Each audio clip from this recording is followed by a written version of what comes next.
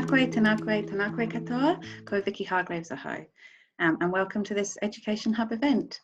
I'm here with Lorraine Manuela and Jean Rockel, and tonight we plan to discuss effective practices with infant and toddler, and particularly within the context of early childhood education.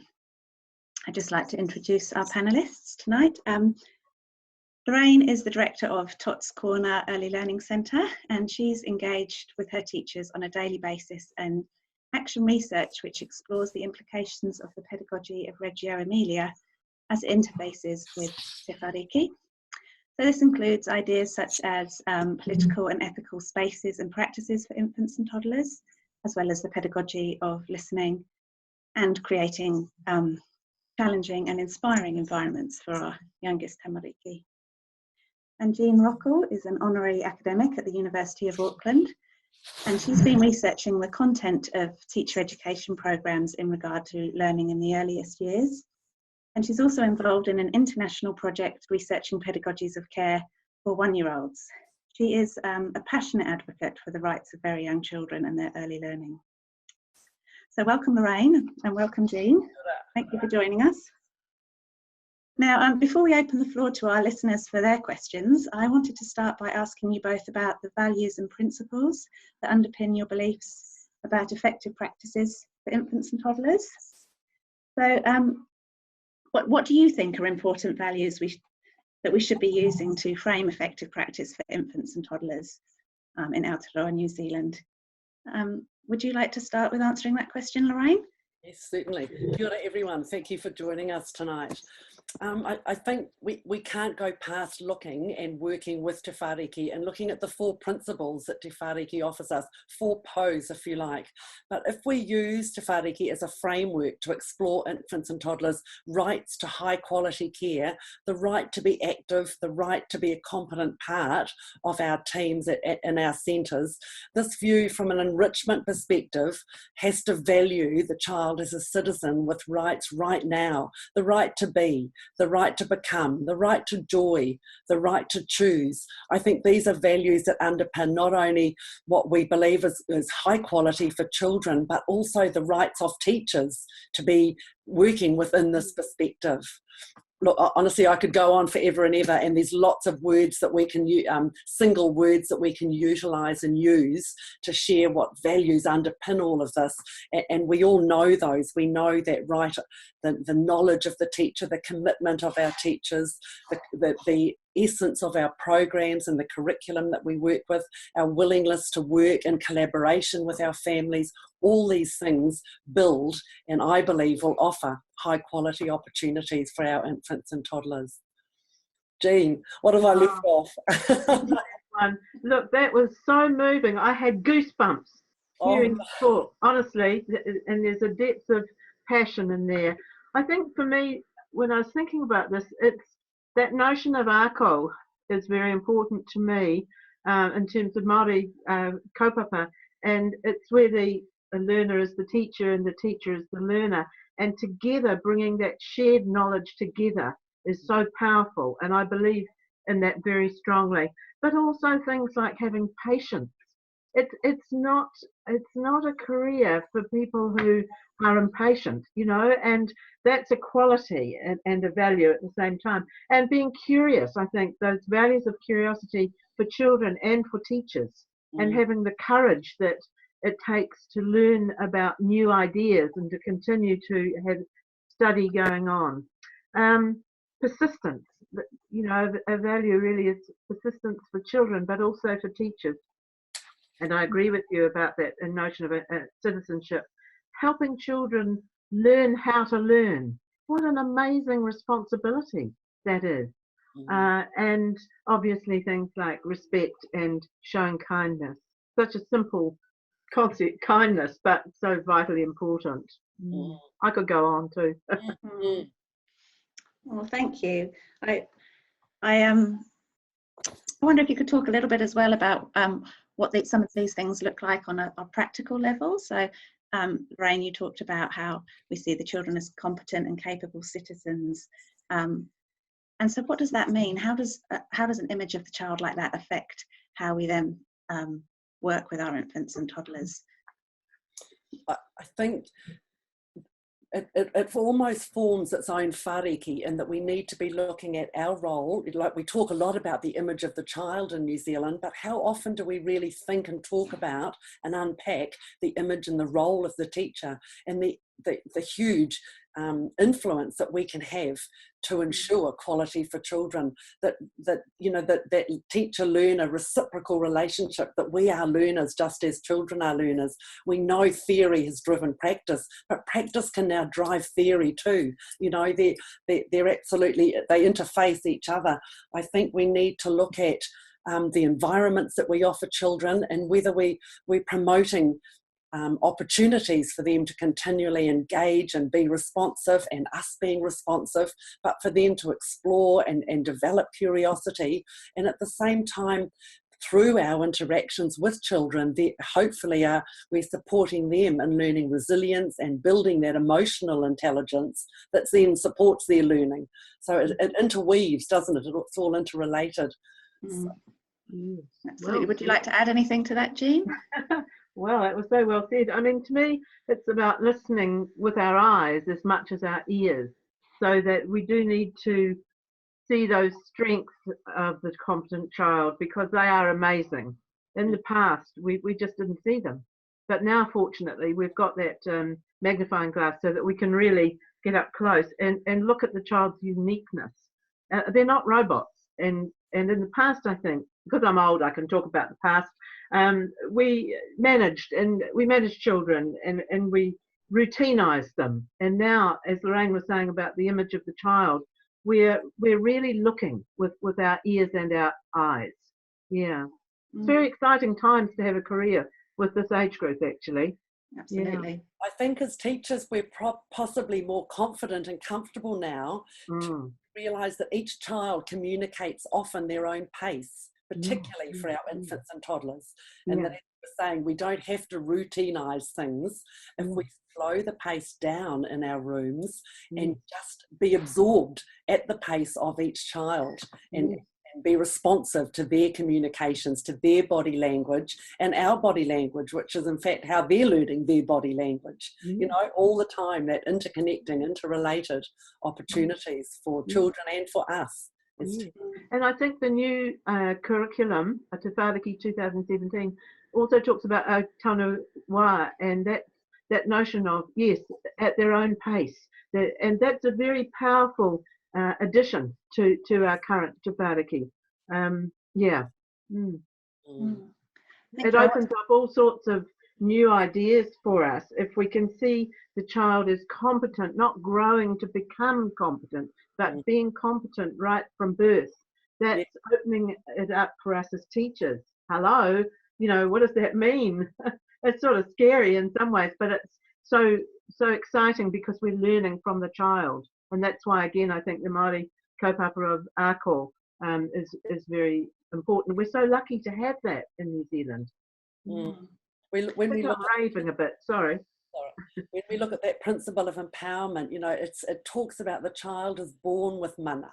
The child has confidence from birth. Exactly. And all the time reaching out and trying to engage and build those connections, build those relationships that we know are crucial to learning. All the neuroscience now about brain development. Gee, if only we'd known this years ago. Many years ago. But it supports what we know now to be good and high quality practices for children. All we've got to do now is convince the politicians. Yes. Well, thank you. I just want to pause us just for a moment to invite listeners to pitch in with their own questions. So again, as Nina explained before, use the chat button at the bottom of your screen, and I'll do my best to hand your questions over to Lorraine and Jean to answer on your behalf. So thank you. But yes, I totally agree with the points you've made so far, and the complexity. What's coming across for me is the complexity of this role that we have now. If the children are competent and capable, instead of the older model that you referred to, Jean, where actually it was the adult who was capable and competent and therefore had to take care of these vulnerable children, they switched right over so that, yes, we're in a very complex role now of observing and learning from the child. What do you see as being sort of necessary conditions for these kind of practices, Who do you want to answer first? Jean, perhaps would you like to take that sure. question? I mean, I think that group size is something that I feel very strongly about, and it's never been regulated in New Zealand. So it's always been left to the profession to work out different ways and strategies. And it is amazing the way I've seen teachers do this. But I think if we go by the ERO report that talked about what is quality, I think it was 9 in a group. Certainly 9 to 12 would appear to be good from the research. And then the ratios, of course, in England now it's 1 to 3, and we're still 1 to 5 here. So I think it's very timely that we did something to change that. So I would say 1 to 3 and a group size of 9 to 12. For me, that would be on top. I don't know, what do you think? I concur with everything you've said, Jean. I think 1 to 3 is the absolute ideal. I mean, we'd ideally love 1 to 1, but realistically we know that's not possible. Yeah. But I do totally agree that to be able to have 25 under 2s in one space is absolutely unacceptable. Absolutely unacceptable. And that we need to be really advocating as teachers for that to change significantly. And sleeping areas are not in the middle of play areas. You know, there's a number of things that we could do. There's things that we can't change at the moment, so we need to work with and do the best we can, but we need to continually be striving to make noises to government, to officials, to work towards getting that changed. And at times we've almost got there, and then the rug's been pulled, hasn't it, Jean? Yes, that's right. We have to keep going forward. We have to keep trying. But in the meantime, we have to also do the very best that we can do. And there's conditions we can create that I think can support us all doing the best. Well, the other thing too, I think, is to make sure that we advocate to look after the teachers. Yes. Teachers need to feel safe. They need to feel secure and in a trusted and trusting environment. Now, it's having good salaries, basically. We've got to pay these teachers like professors, and professors can hand over the learning to their students. I'm sorry, we need to have professors, really, with this age group, because it's such an important foundational time. But anyway, I can dream. I just want to share with you that some of our participants are equally concerned about group size ratio. And find that when they do have larger numbers of children in the room, that they find themselves to be rushing through routines. And obviously a lot of teachers are working in conditions that they can't do a lot about. And do you have any advice? And Lorraine, you've started to mention about, you know, we can create some of the most optimal conditions. How do teachers go about doing that? I think one of the key things that teachers can do when conditions aren't ideal, and even when they are, I think what's significantly important is to work together as a team.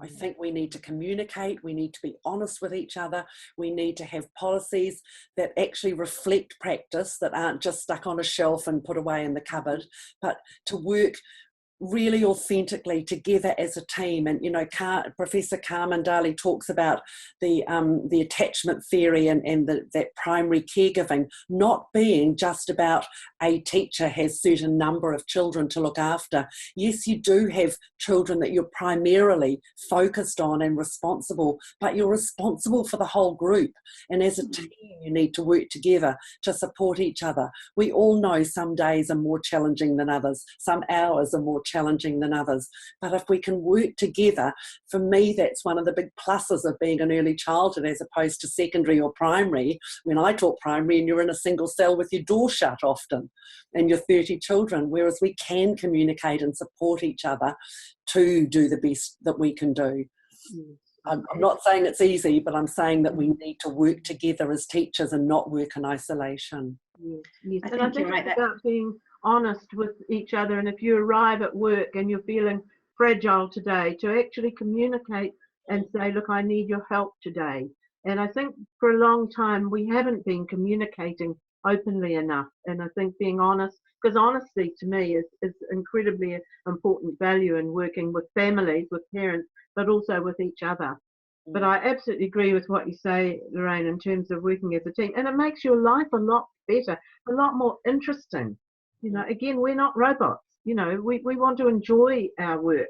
We have to, because we have to have the inspiration that goes along with the perspiration, because you get a lot of perspiration. That's a good phrase, Jean. It's one of my favourites. Yeah. I think we have some participants that are challenged by having not having that shared vision within the team for infant and toddler learning. So there are teachers that are still committed to practices such as map times and things like that, and working with a team to try to develop that philosophy for your infant and toddler teaching can be quite challenging, but hugely important, wouldn't you agree? Totally. I've also got some questions about mixed age settings. So in regard, we've been talking a little bit about ratios. What are your views? I'll start with you, Jean. What are your views on mixed age settings for infants and toddlers? Well, as long as the group size, I seem to have a bit of a bugbear here about large groups. I think mainly because that sense of intimacy that you want with a small group of children is something that I value. But I love the idea of mixed age. I do. It's hard to get statistics. So I don't think we really know how many there are. I think there are more mixed age than single. I guess they've both got ideal situations and difficult challenges. So, yeah, I'm either way, really. I'd be interested to hear what you say, Lorraine. I'm like you in that I'm probably either way. I could probably write a good essay arguing it either way. I think my heart is probably set in the situation that we work in. We're in an old villa with the hall down the middle and naturally divides into 3 spaces. So we do have 3 rooms, but that have no doors. And our infant and toddler space, called the nest, does have a little sliding gate to come in and out of, which all our babies can open and close quite readily for everybody. And children can, and with older siblings or younger siblings, can move freely into other rooms. But again, it's about group size.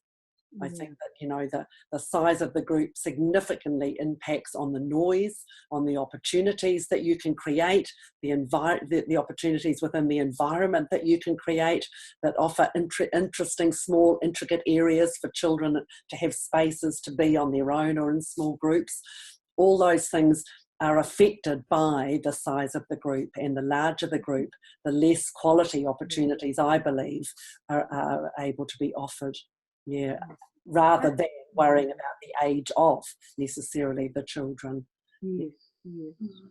I think it's very much up to the philosophy of the service to work with it. I mean, I have been in situations where I have seen older children be more demanding, and sometimes the very young ones get left out, or maybe they quite like to have that time without anybody telling them what to do. But I think maybe having a withdrawal space for the very young children, but it does get down to a philosophy, because of course Kohanga Reo will have, and the Pacific languages will have mixed age, because their philosophy is based on whānau-based care and education. So yeah, it gets down to working well within your own philosophy and sharing that philosophy together as a team. Actually, that is really essential. And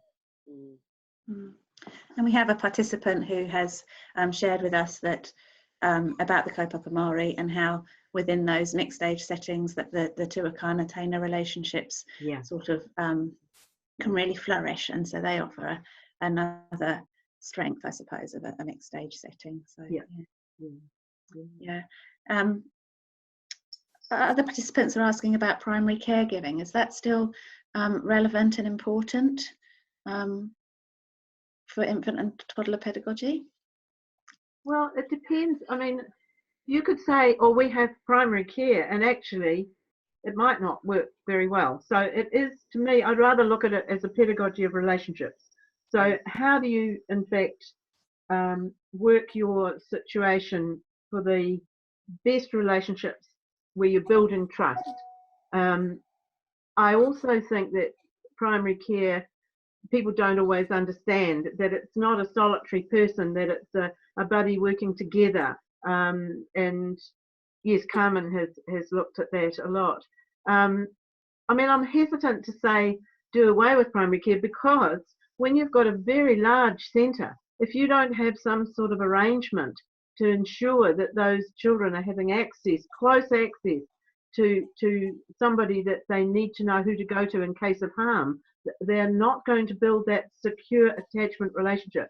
Now, we talk often about attachment, but for me, it's a secure attachment relationship. And I think large groups call for different measures. But if you're in a small group of 9, you don't need primary care, because the 2 teachers are there anyway, 2 or 3 teachers are there anyway. What do you think, Lorraine? No, I totally agree. In fact, you've said everything probably I would have said, and that if we truly believe in an ethic of care, then that, for me, the key is that no child is ever lost, no child is ever forgotten. The quiet child isn't just in the corner because they're the quiet child.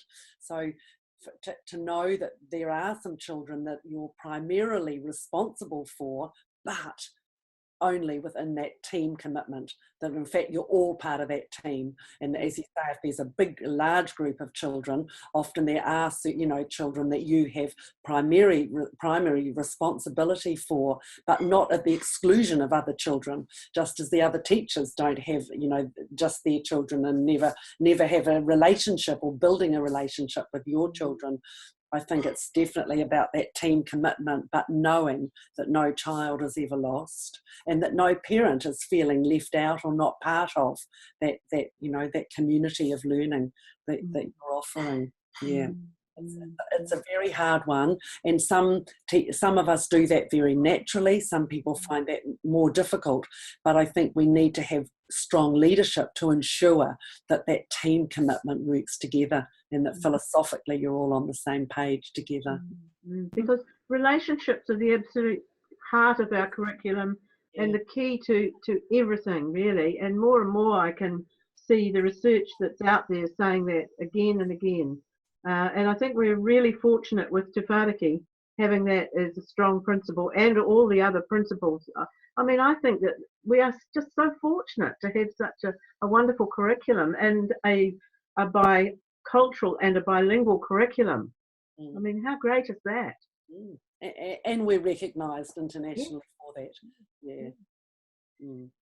Thank you. I think we're all concerned with, you know, how we can create these intimate relationships and recognise that this is really the pivotal thing in our practice. And so I think what I'm hearing is that perhaps primary caregiving can be a supportive practice for you if you have got large groups of children and you're really seeking to create these intimate relationships and intimate groups between children and teachers. Are there any other ways that you can suggest that teachers can work on these very intimate and responsive relationships, despite the conditions which may not be ideal, which seems to be something that's common for a lot of teachers working in New Zealand at the moment? I think 2 words for me that are key at any age group when we're teaching, and that's intentional. Our intent as a teacher. What is it? What is our intent of what we're doing? You know, that there's teachers and teaching, that opportunities are open-ended, that we're utilising and skillful at questioning and attentive, that as teachers at any age, that we are attentive to the children, that we're listening with, as Jean says, that pedagogy of listening, not just with our taringas, but with our eyes, so that we're aware of the emotional intelligence, the emotional stability of that child, and how we can support them to keep moving. You know, I think reading body language, particularly for infants and toddlers, becomes something that teachers are very skilled at doing and need to learn that skill, because babies are learning how to read our body language, so in order for them to reply with their body language, you know, they have a meridian of other ways of communicating with us, and it's hard as a teacher to read all those because every child is so different. But I think that's one of the skills that we have to acquire and continually work at within our teams to support each other to keep understanding how to read those bodies. I think teachers are incredibly skilled. I'm always amazed when I see teachers who are, as you say, they've got another language. And probably, I think I'm in a goldfish bowl. I'm swimming around in this world of infants and toddlers, and the people out there in the big world in the oceans, they don't see what goes on. And let's face it, a lot of the news on the news media channels is bad news, and there's not enough about these incredible things that happen, except we see them in learning stories. So again, you've got that magnifying glass to actually show us what it is that these children are in different ways, that the ways that they're communicating with us. I think I'm raving again, so no, tamp me down a bit. I'd love to pick up on what you said about learning stories, Jean, and sort of the power of learning. And we have a few questions coming up about planning and assessment with this age group. So I think that learning stories is definitely a way that we can advocate for our tamariki and what they're capable of. Could you share some thoughts on assessment? Well, I mean, aren't teachers lucky having a narrative genre? I mean, when I did my play centre training, it was pretty much tick boxes. Now, what we're doing is becoming involved in that shared knowledge and shared learning, and parents now can see what the curriculum is about. And as teachers are pointing out these things in a very positive credit-based model, all the sorts of amazing things that children are doing. I mean, I just think it's the best thing since sliced bread, I have to say. I know that it's challenging in terms of time, and maybe new technologies with cameras and video clips can add to it and take away some of that very draining time that has to be put into them. But honestly, it's worth it. I think for parents, grandparents, everybody. And those children, when they're 21, I mean, isn't it going to be so exciting? They'll have these portfolios of what I was doing. They'll be able to tell their children what they did when they were very young. No, but seriously, I think planning comes out of the learning stories, because we don't write where to next anymore, but it's in our head. And we're thinking, okay, what does this mean? And how can it be more meaningful or authentic or really meaningful? Barty talks about meaningful. And then it's just that cycle that goes on. You know, there's your planning, really. And because children are so unique, you're never bored. You might be overworked and tired, but you're never bored.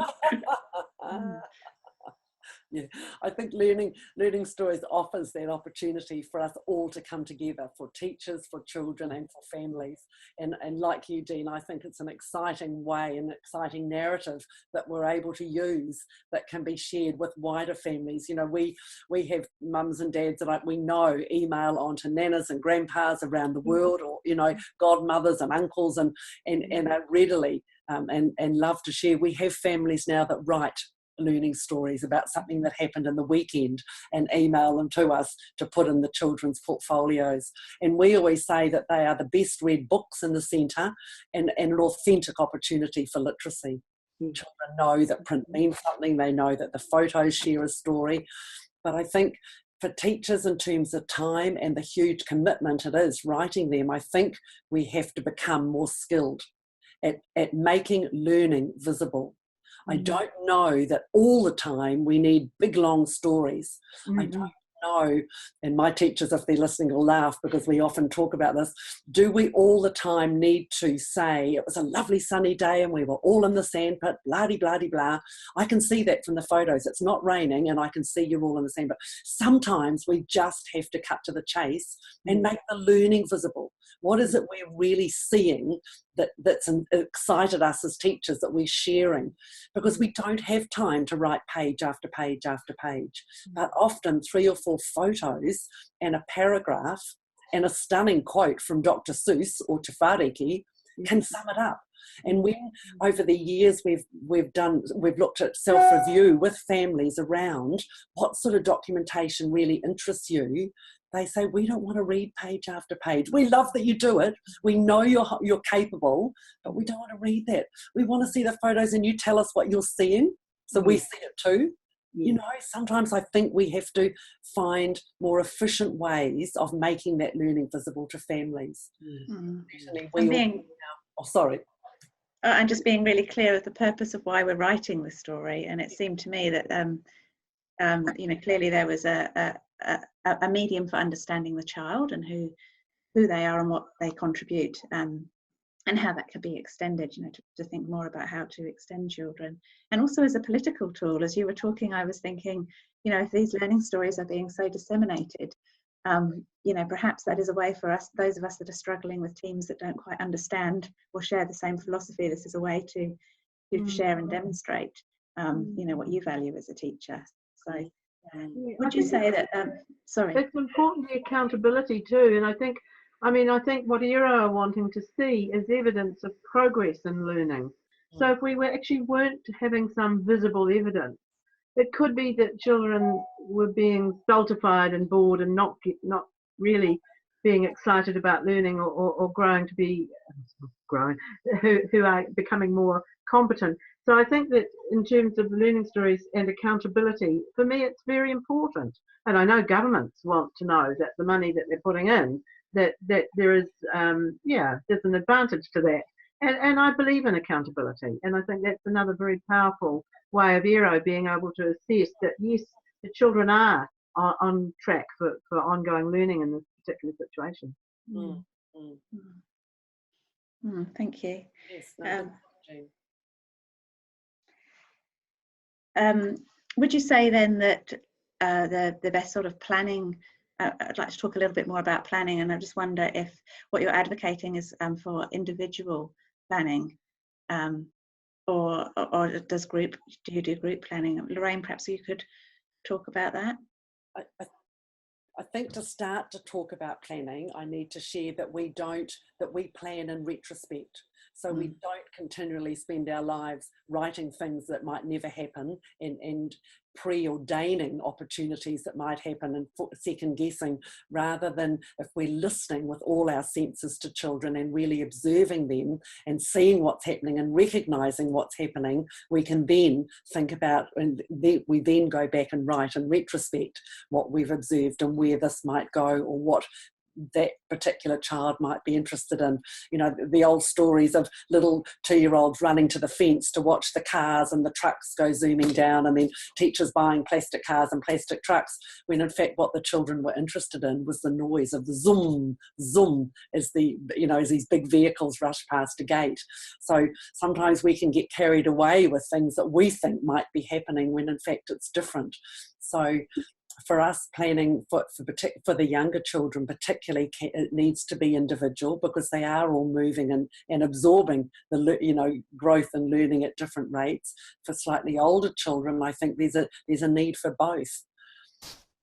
I could go on and on, but I'm going to stop. So the primary purpose for you of the learning story is to really get a sense of understanding where that child's at and what they might be interested in, so that in a future moment you can respond kind of with that knowledge in mind. You haven't planned how you're going to respond, but you are able to respond with your knowledge of the child that you've gained through your observations and your narratives. Yes. With that. Do you have anything to add there, Jean? Yeah, I always used to call it tricks up my sleeve. So you've got knowledge of things, and I absolutely agree with Lorraine about planning from what has happened. But I think that obviously, we're familiar with resources and language that can be brought out in response to something without it necessarily having had a lot of advanced planning.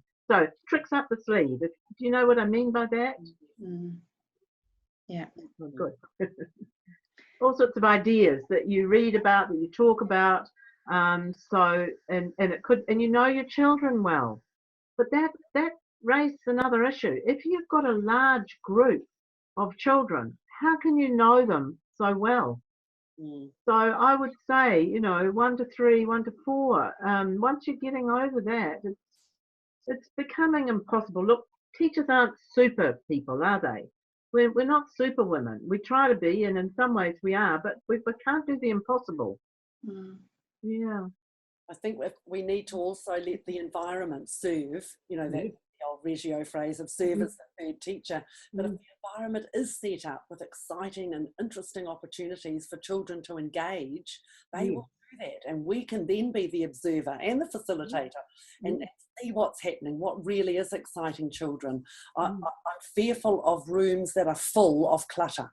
that are full of stuff, are full of, you know, click it and it bounces up, click it and it bounces up, because how many times do you want to do that? I think we need to be looking at more open spaces with open-ended opportunities for children to move around and engage, and repeatedly do that day after day, maybe adding some things, maybe taking things away, but opportunities for children to keep exploring and pushing themselves, because they do push their own boundaries if we just sit back and observe and give them the space, I think, to do that. The stories will flourish, the photos will flourish. Yes, that's right.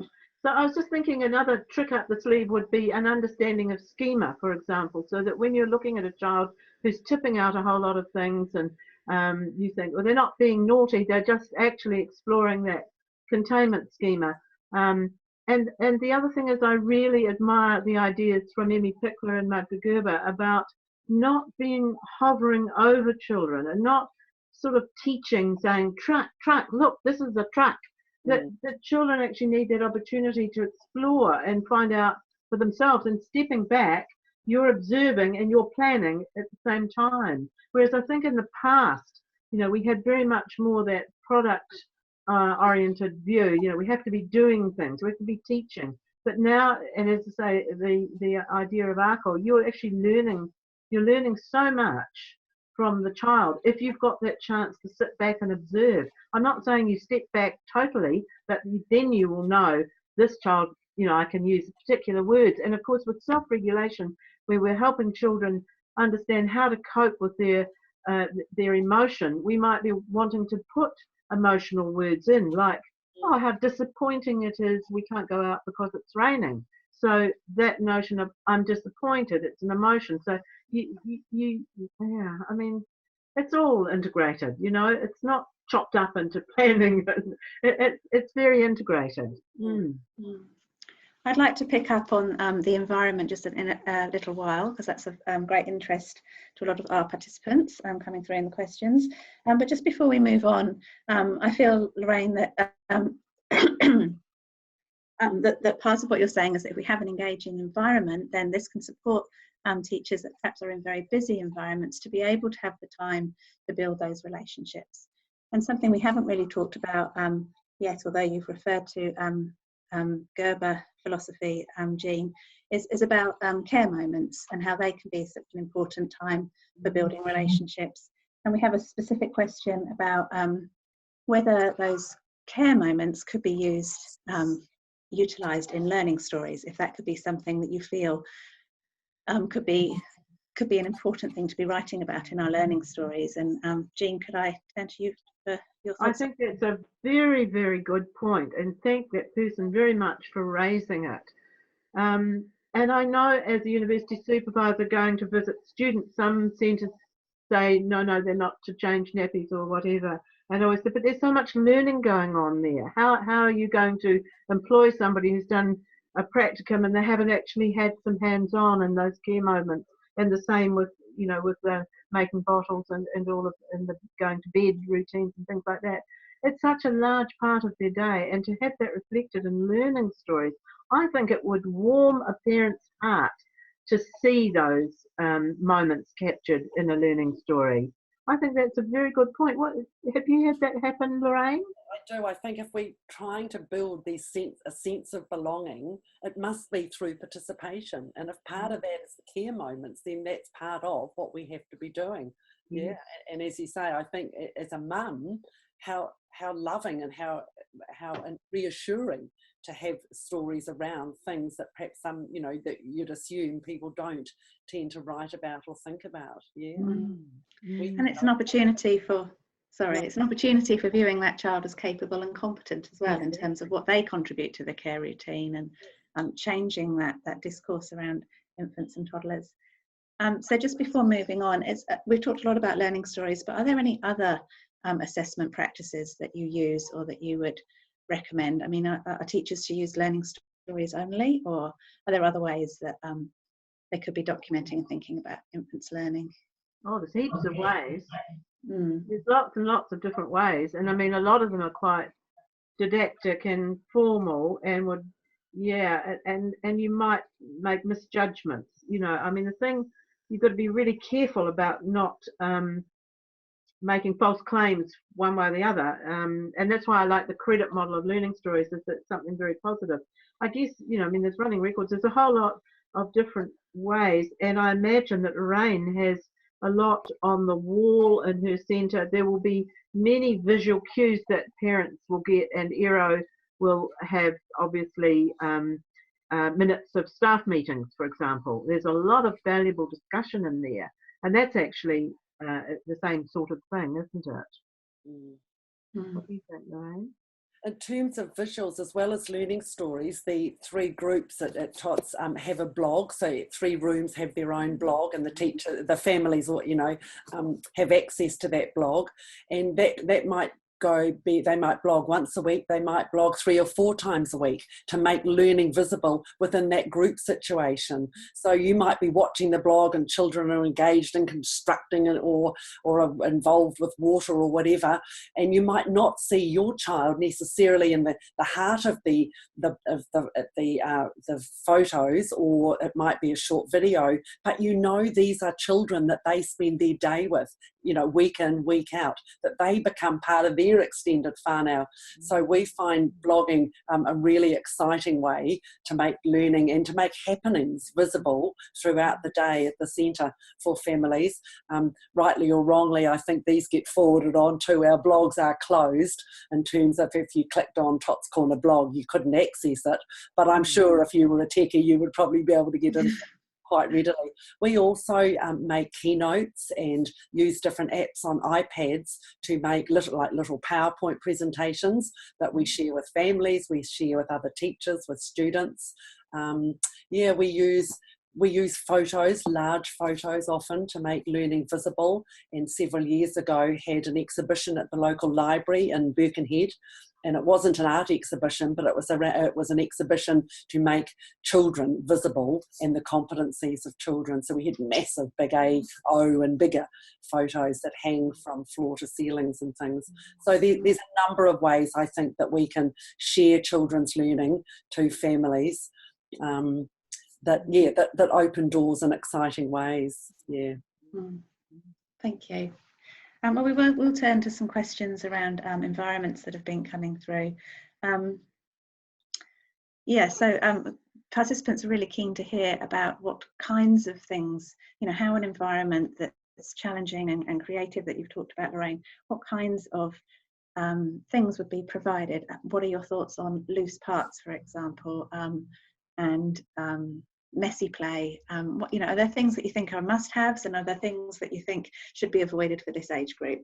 Can I start with you, Lorraine? Well, we love loose parts, and every room in the centre is actively engaged in using loose parts. And for many years, probably nearly 20 years ago, we were big into recycling, and then it became upcycling, and now the terminology is loose parts.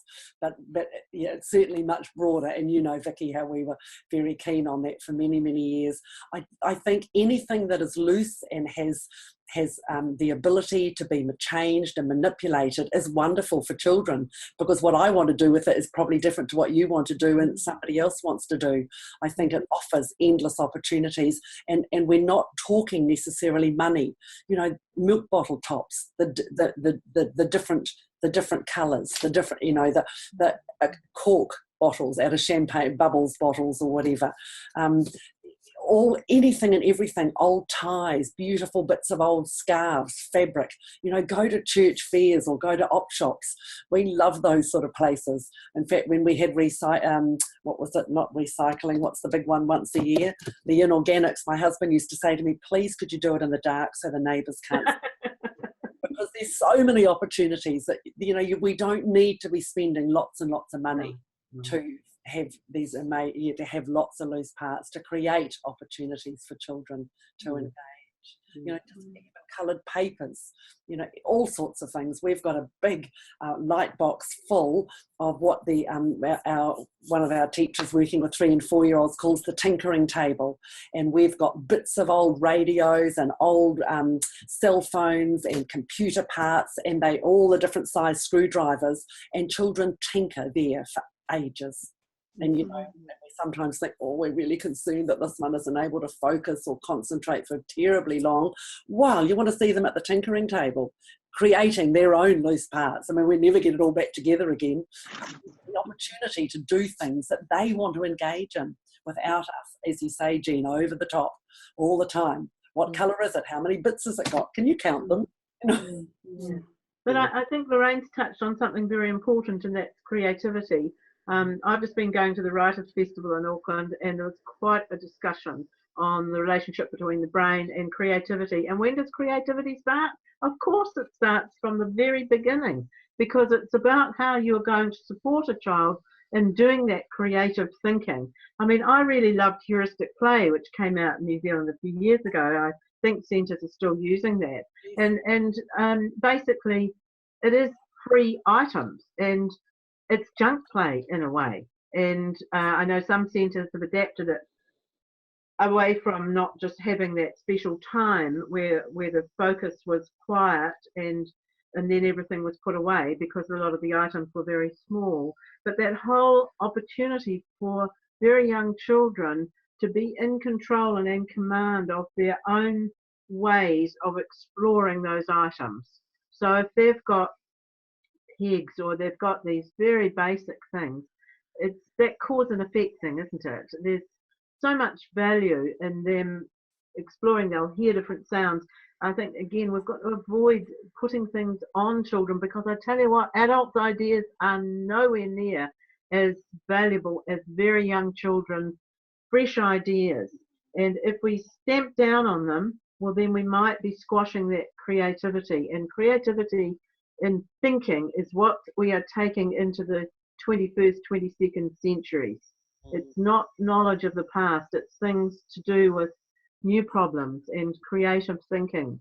Yeah, so I think that creativity comes with the loose parts, with all that exploration. And of course, we haven't mentioned play, but play continually is evident in the research. The value of play for creative thinking, for problem solving, for everything. And so that spontaneous play, we haven't talked about, and I think that's very, very important. Loose parts offers that ability for it to be spontaneous, because we're not there leading and controlling and dominating the situation. In the booklet that ERO published, was it April or May 2015, they highlighted a concern around the lack of opportunities for infants and toddlers in terms of exploration and communication. And I was saddened by that, when I think that it doesn't cost anything to be a communicative teacher with children. And it's right. That was quite shocking, wasn't it, to think that they talked about the toddler as the forgotten child. Yeah. I think that's unacceptable in New Zealand. Absolutely unacceptable anywhere, but And that could be because staff are busy. If there's just too much going on, I sometimes wonder, it wouldn't be, this is quite, people won't like this, but I actually think we should have aides, teacher aides, or additional people, support people who can come in and take a lot of that extra work that teachers are overloaded. Crumbs, I don't know. Anyway. Returning to the loose parts, I have a question about, because you've talked, Lorraine, about not having too much clutter, and that's been really valued as a comment from our participants. So how do teachers manage kind of the aesthetics and the organisation and the accessibility of loose parts? Because presumably you're not advocating for things everywhere either. no. Can you make any suggestions on that? I think you have to look at the space that you're working in and find ways that work for you, for your team. It's never just about you, the teacher, but all of you that work in that team and as a team in that space, and see what works. Some have shelves that are low and have baskets with things in, and children are able to come and tip and put back and tip. And as you say, Jean, recognising that schema of, that, or transporting everything around in the handbag, they all go in. I think you have to find strategies that you as a team are comfortable with. I don't know that I can necessarily suggest without seeing a space that someone's working in, but I do think we just have to be conscious of not having clutter everywhere, because we know if we tip a big pile of stuff in the middle of the room, children walk out into another room. Whereas if there's things displayed that are aesthetically, that are providing opportunities for choice, then they engage in that more readily. Does that sort of make sense? Yeah, absolutely. And do you think, we've talked a lot about loose parts, do you think that infant and toddler environments should be solely constituted of loose parts? As opposed to, I suppose, more toys that have a more specific function. You know, is there a place for other kinds of toys, or yeah? For me, no, there's not a place for those toys in a centre. I think they use up valuable money and resources that could be better, money that could be better utilised. And I think, you know, often those are sometimes the mum and the dad and the auntie and the godmother type presence that we don't need them in long day centres, that we can be offering other opportunities for children to be active learners and active explorers. Yeah. I think if you're going to have your money spent perhaps on good musical instruments, perhaps. And that's a good point. Yeah. I mean, I wouldn't have plastic. And I know some people do like plastic, and that would be fine. But I think make it good quality plastic, because basically plastic is pretty dead. There's nothing, no smell to it, or, you know, no texture for feeling it. So I think that if you're thinking carefully about the types of things that you have, you know, you'd need to have some sort of standard, so that you're looking at wood or things that are, we want the best quality material for our children, because this is such a vitally important time for learning. But I agree with what you said before, Lorraine. I think that we tend to put too much out, and I think then we put things away in different places. I remember Stuart Guyton saying many years ago that if you've got the shelves and the particular things go on those shelves, it makes it easier for children to know where to find things and where to actually put things back, if that's what they're doing. So I think you want very good quality resources. If you're going to be spending money, get things like musical instruments. Yes, and clay rather than Play-Doh. You know, wonderful opportunities that children can engage in with clay. As you say, musical instruments and other things that are, I suppose we shouldn't really say blanketly we don't want any purchasable items, but in fact there are some that are necessary and part of our curriculum. That's right. Water. Generally, in terms of now, messy play and art play for infants and toddlers can sometimes be a bit contentious, with concerns about infants' propensity to put things in their mouths. What do you think there's a place for messy play, or what kind of art experiences would be most appropriate for this age group? Wow. Lorraine, sorry, would you like to start there, Lorraine? Yeah, Lorraine, you go. Sorry. I think there needs to be opportunities for all sorts of play at any age for children. What did you say at the very beginning, Vicki, when you started that question? Just that sometimes it can be a bit contentious. Is that what? Oral, yes. Children being very oral, but then we can have 3 and 4 year olds that are equally as oral and still, you know, putting things into their mouth and exploring in that way. So I don't know that for me I'd ever want that to be an excuse why we didn't do something. I think that, you know, you know your children well, you know the things that they enjoy doing. All those opportunities need to be available to them, but we also need to be aware of what's going in and the components of the products that you're going in.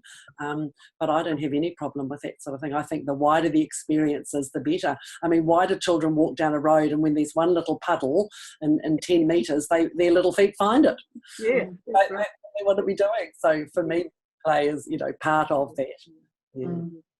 I have to say I do like gloop, and I think that sort of magical quality when they pick it up and it's transformed into something hard and yet something quite melting. I rather love that. And of course, if you have white, it's corn flour and water only, and if it gets on the carpet, you just vacuum it up when it's dry. So I'm a bit of a messy person, I think, and I love the thought that children cannot be inhibited by having to, you know, not make mess. The other thing about art, I have to say, having edited the journal the first years in the past, there's been some very interesting articles about whether to introduce paint. Now, there was Hannah Anna Eichler wrote this article on paint, and although it's non-toxic, it actually tastes horrible. And so I used to get my students to taste it.